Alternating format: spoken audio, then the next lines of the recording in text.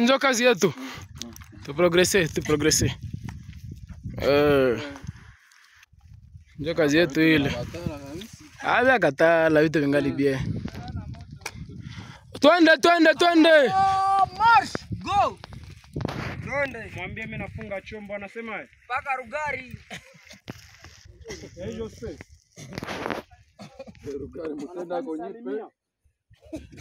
Mtenda na nyero. Rugari kona chile. Mimi nafunga chombo. Unataka buku. Mbona naponda ile moto mtaikumbuka huko mtaniambia.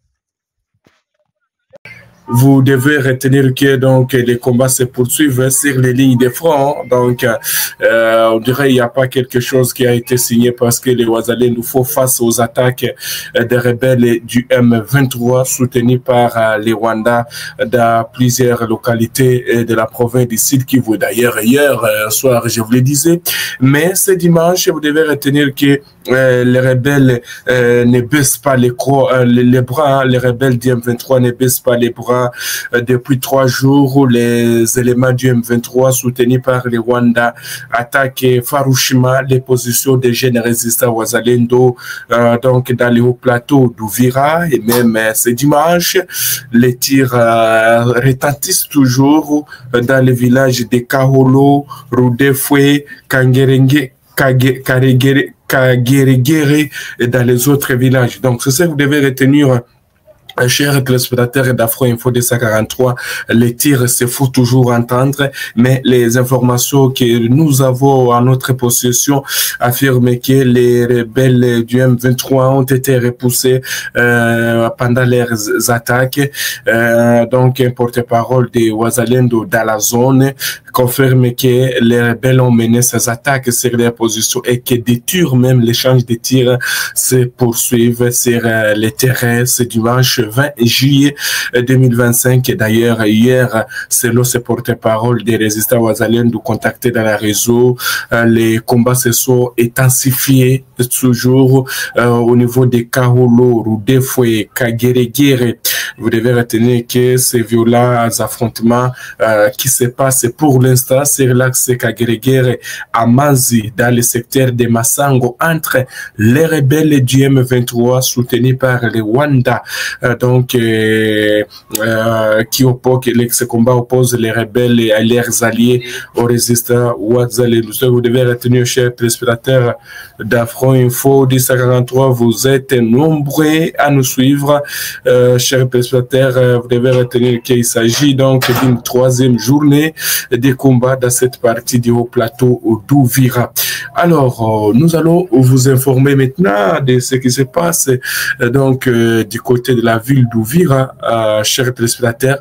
Mais avant cela, ce sont toujours les Wazalendo qui continuent à progresser.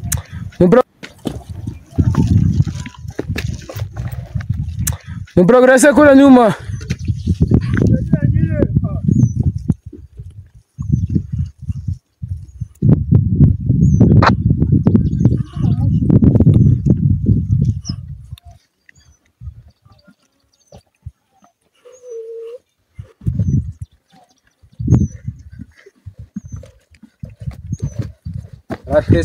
Kuteseka sana. Wanateseka njiani.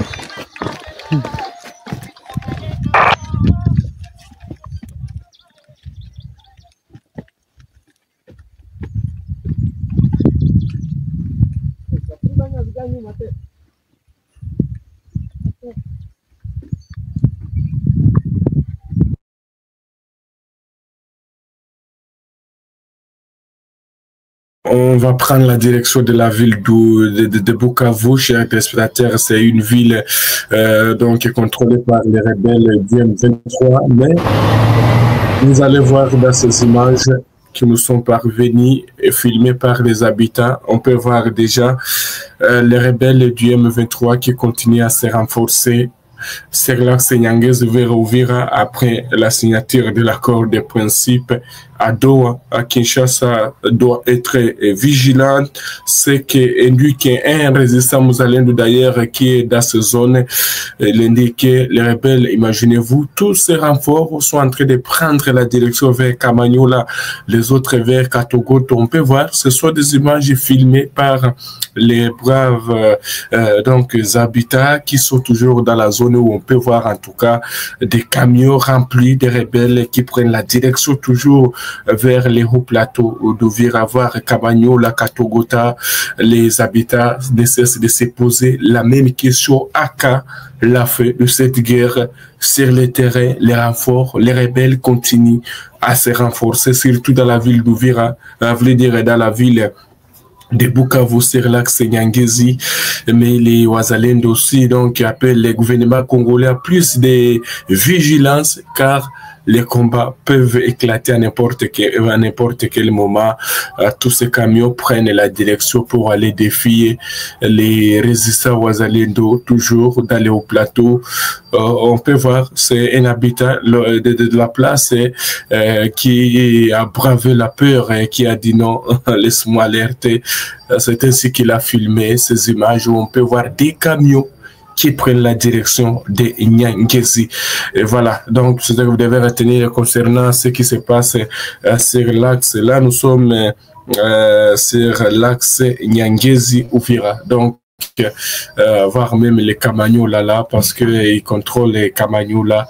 Alors, c'est ce que vous devez retenir, chers téléspectateurs d'Afro Info 243. Alors, nous restons toujours dans la province du Sud Kivu. On va se diriger sur donc sur les eaux du lac Kivu. Qu'est-ce qui se passe sur les eaux du lac Kivu? Ah oui, comme on l'a toujours dit que les malheurs ne viennent pas seuls. Chers téléspectateurs, il y a encore un naufrage qui est signalé sur les eaux du lac Kivu la nuit donc du samedi, donc d'hier samedi. Mais ces images, ce sont des images illustratives hein, d'un bateau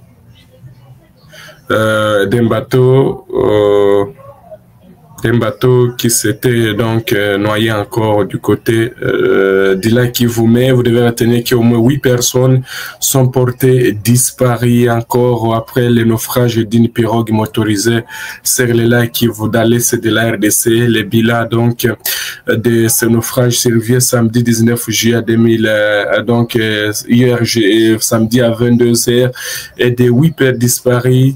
Donc, 23 personnes sauvées, a fait savoir juge Sadiki, acteur de la société civile du groupement des Bouses. Plusieurs sources citées par nos confrères du média Le Volcan News indiquent que la pirogue motorisée avait quitté la localité de Lumera pour les ports de Kitoko à Goma. Si la cause n'est pas encore élucidée, la surcharge serait à la base de cet incident. Vous devez retenir que toujours au site Kivu, il y a un glissement de terre, mais donc sur un site minier de Cabaret, plusieurs disparus.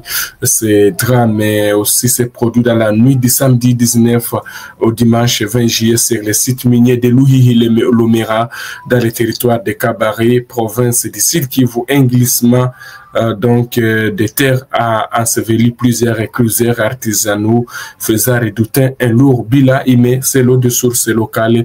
Une centaine de personnes, dont des enfants, travaillaient dans une quinzaine depuis.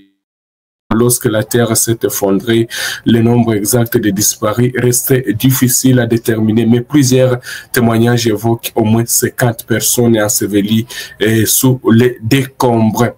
Ce que vous devez retenir, chers téléspectateurs d'Afro Info 243, mais vous devez retenir qu'aussi, on va parler un peu de cet accord de principe qui a été signé du côté de Doha. Il y a plusieurs donc réactions, les États-Unis qui s'allient, il y a la France, des Macron aussi qui s'allient.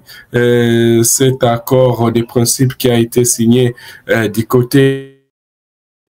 Mais sur le terrain, cet accord semble donc ne pas être respecté parce que des combats toujours opposent les deux parties.